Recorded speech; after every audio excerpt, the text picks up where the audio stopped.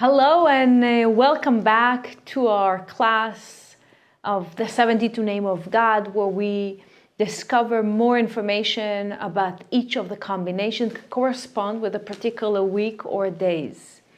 And for this week, the corresponded combination is ל.א.ו.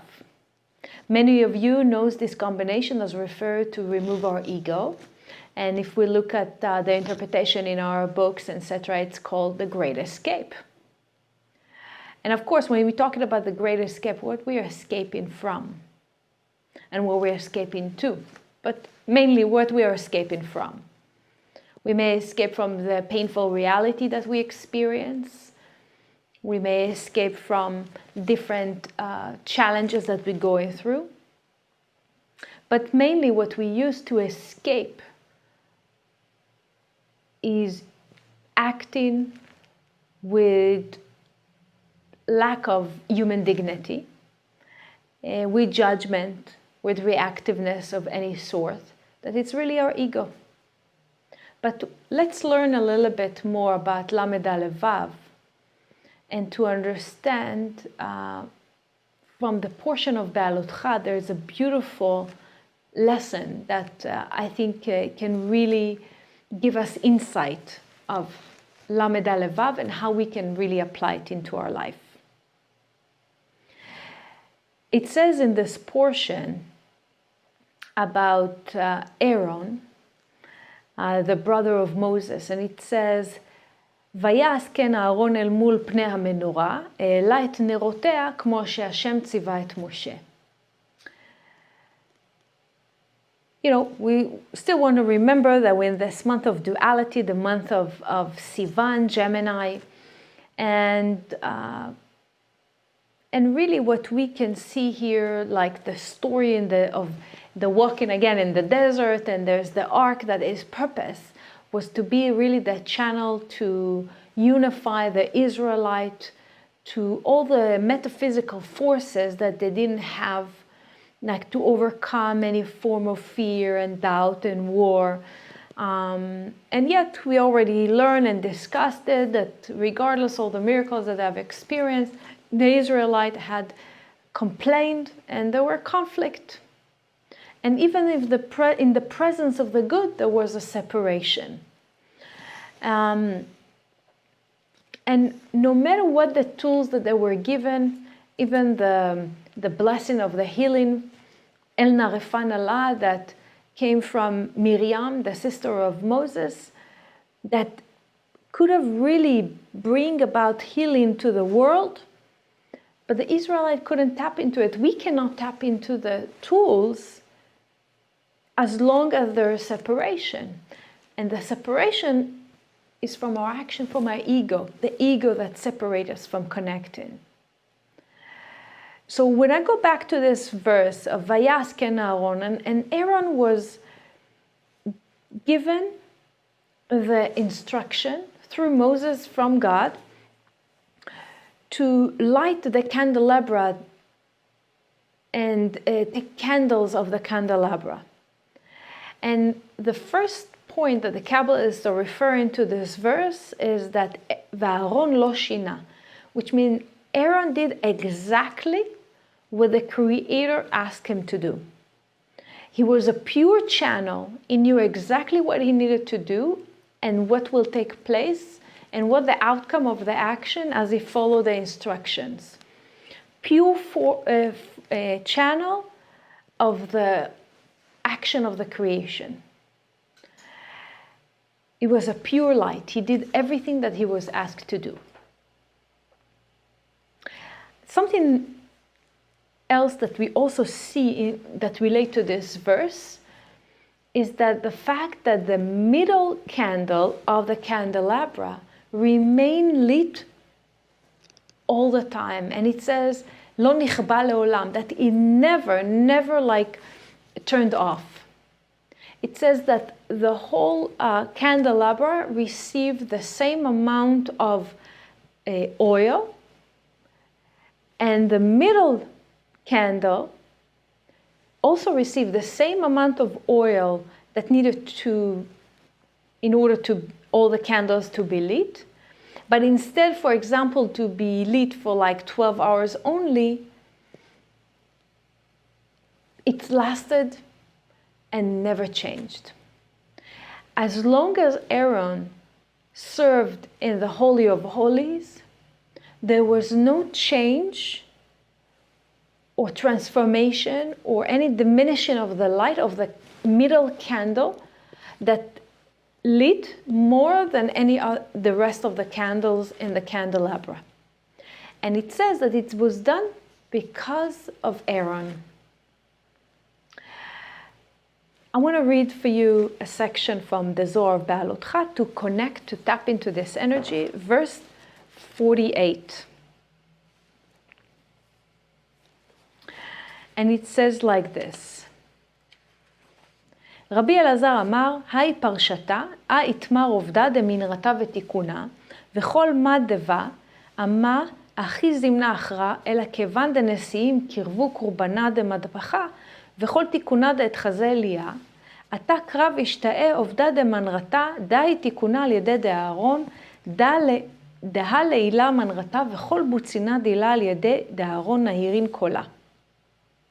And it says that all the task of the candlestick and all the requirement preparation of it were already mentioned, and really about the work of Aaron. And what we see here, that the whole story of the lighting the candelabra is actually the correct, it was corrected based to Aaron, following Aaron, because it was a connection to Aaron. And only because of them, because of Aaron, the candles were lit from his consciousness as an energy of Aaron. Not just the physical candelabra lit, but it was also connected to the upper world candelabra that always lit. And it had the same image of the upper world candelabra. So we need to understand who is Aaron and what he represented, how it's all connected to ל.א.ו, right? Aaron represents the energy of peace.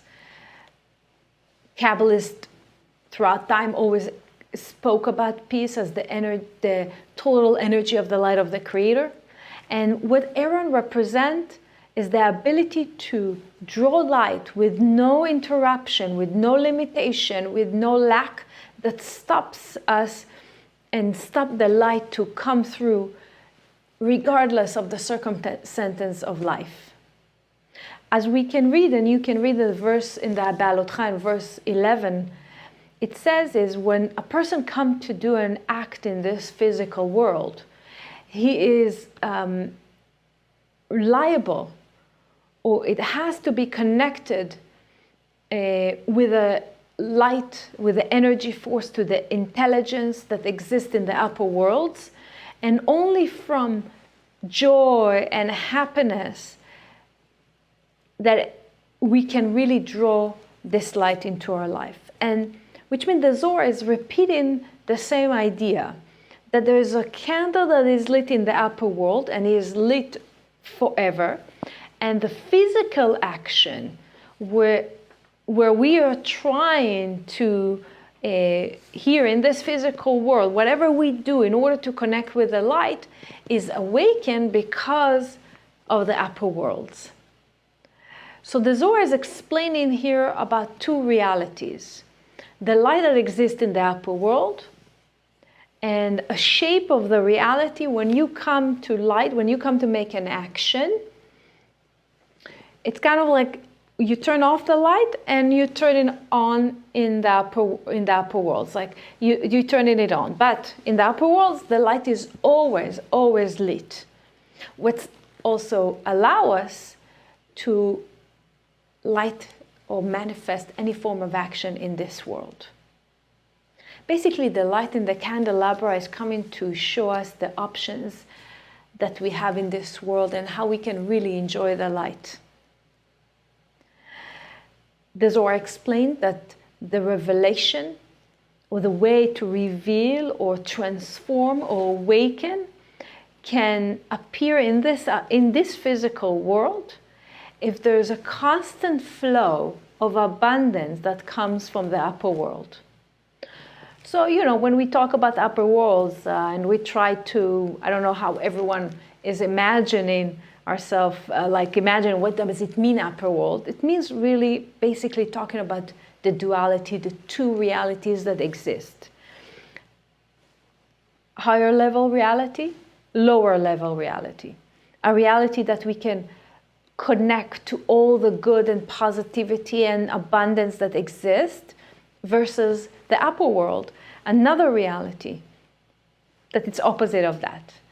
And if the connection does not exist, if the connection with the light does not exist, there is nothing that can really manifest in the lower world. If we are not connecting to this upper world, to that consciousness, to everything, like whatever we do in the lower realm, doesn't matter. Many times we're saying a sentence in the 1% world, but the Zohar is saying here that the thought, like our intention, has to come from a deeper place. That we cannot afford ourselves to be superficial.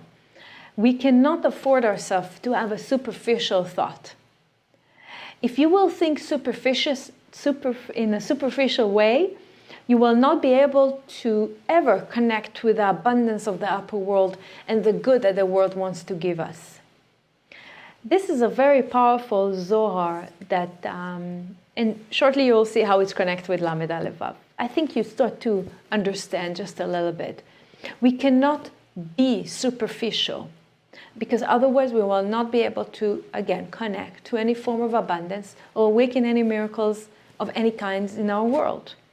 It's very clear that through this ל.א.ו combination, it wants to connect us with infinite forces that exist in a matter of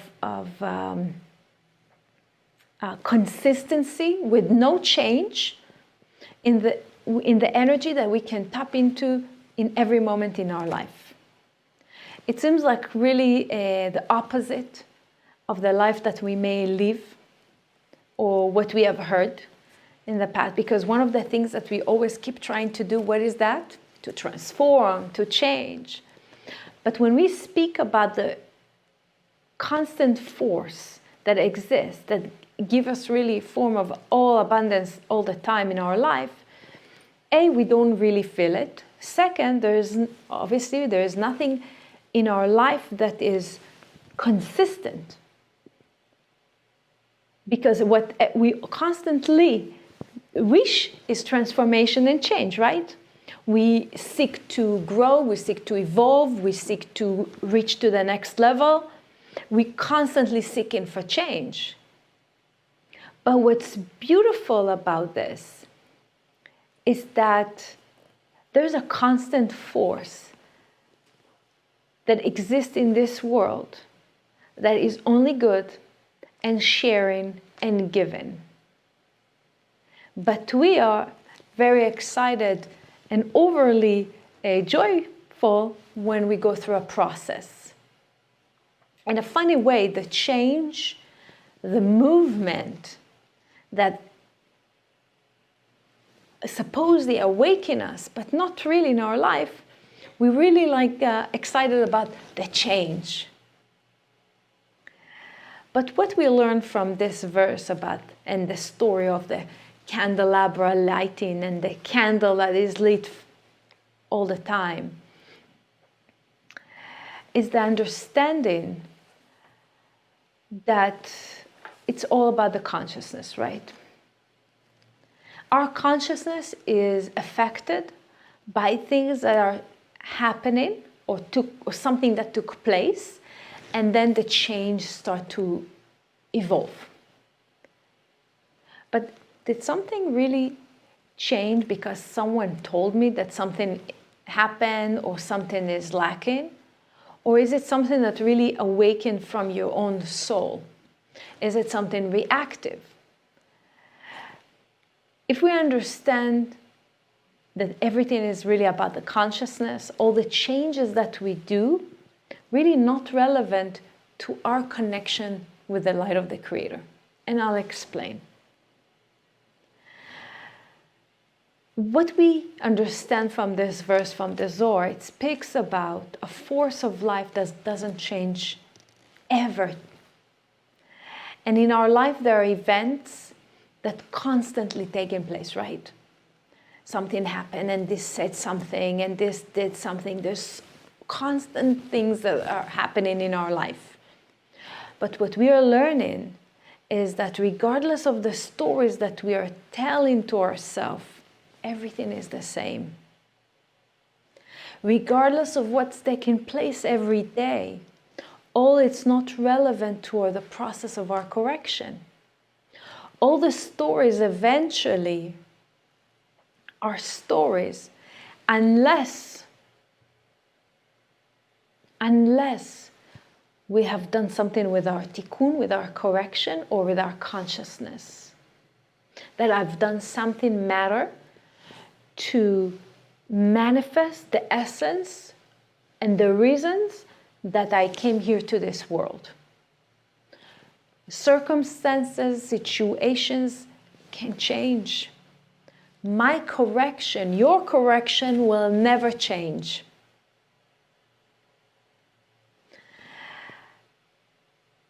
The only change, in fact, that we would like to speak about, like our actions, is the actions that we need to do in order to really earn the light. When we are born with a gift or a talent or certain DNA or a desire that we came here to this life with, we are all the time wants to be in a place where we earn something that I've already received. Happy thoughts already created. Fulfillment is already created for each one of us. So when we say to change, is really a process of earning the light that already belongs to you, not to change circumstances or not to change situations. The force that does never change is our consciousness. This is our correction. Our tikkun never change. But there's another reality that taking place in our life. Oh, what happened today, and everything has happened for a reason, or I got fired, or this happened, and this someone says, this is a reality. This is why this verse that I share with you from the portion of ל.א.ו is allowing us in our spiritual way to understand that a lot of things are happening in our life, but our basic tikkun, our basic correction, never changes. And we need to find it in every reality. So things are never the same. But what's relevant is the question that we need to ask ourselves: how this connect to my tikkun? What this came to teach me? We need to find the way, that constant way to connect with the light. Kabbalists are explaining that only through this connection, that it's clear for them that the connection to the light is what's important. And the true reality is not changeable. There's a force that does not affected by external things that happen around us. It doesn't feel the same, and it's not controlling us, and it doesn't impact us. Yeah, one day we are a star, one day we are a falling star. One day we're number 1, one day we're number 10. But the correction remain the same. So all our reactiveness, acting with judgment and complaining and ego, is like connecting us to this changeable reality that taking us so much further from really earning the light that we already received. So circumstances are changing, but it doesn't change who you are, your essence. It's the same way like the candle in the middle of the candelabra that always lit. So the power this week with the ל.א.ו is to help us, to help each one of us to find this candle that is constantly lit within ourselves. This unchangeable force, regardless of what is taking place around us. How can I change? The question should be, what kind of work I need to do in order to earn the light that already exists within me? Not to escape it, but constantly asking, how can I change, and be in the process. Not to escape the tikkun, not to escape the correction. Rather ask what type of work I need to do, you need to do, in order to earn the light that already exists within you.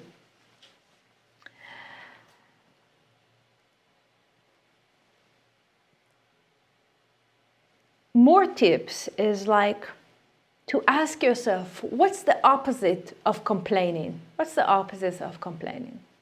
Humbleness, being humble. Moses, it says on him, "Va'ish Moshe anav me'od." Anav, it's written with the missing yud, the missing letter yud. And Rav Breinwein already shared about this, that when Moses needed to write down, he wrote the Torah, his hand was shaking and he missed the letter yud. The letter yud represents how we can live our life without this ego that blocking us from connecting to this light that's already within us. How we can connect internally to this light.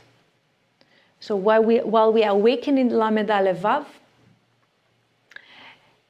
is to connect us to this candle that always lit in the upper worlds for us, this force of light that never changes, and we want to connect to it rather being reactive to all the external that's taking place in our life. Thank you for joining me again today in this lesson, allowing me to study more, to learn more, to share with you. See you next week.